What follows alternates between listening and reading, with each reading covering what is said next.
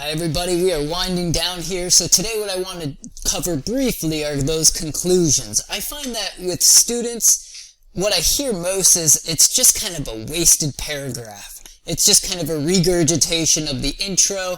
It's often very sterile. It's kind of empty. So really quickly, let me just give you some ideas on what to keep in mind as you're crafting your conclusions so that doesn't happen. You don't have that wasted paragraph at the end because it can be used effectively, and you want to think of it as one of the most important moments. This is your send-off to the reader. So let's not waste that paragraph, and let's instead make it strong, make it memorable. So don't waste it. That's the number one rule when it comes to conclusions. Some good questions to ask as you're going through and you're revising or crafting it for the first time. What do you want readers to remember, or to do, or to think?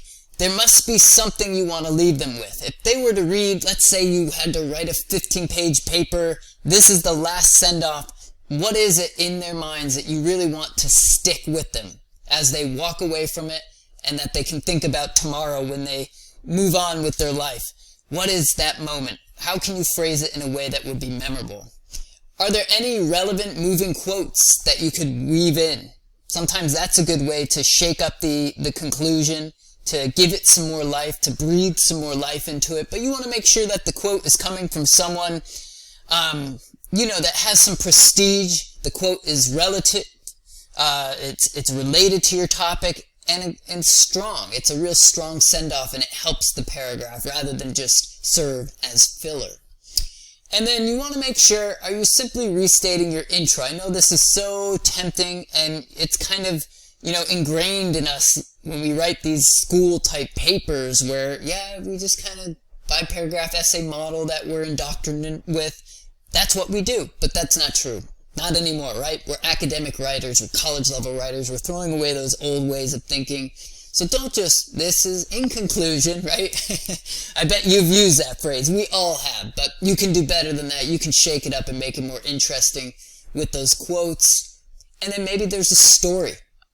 Maybe that's a good way to send the reader off with a story that relates back to everything that you tried to do in the body of your work with your research and persuasive writing skills. Is there a moving story that you can describe that will really stick with your reader at the end? So what do you want them to remember? Are there any moving quotes that can help you?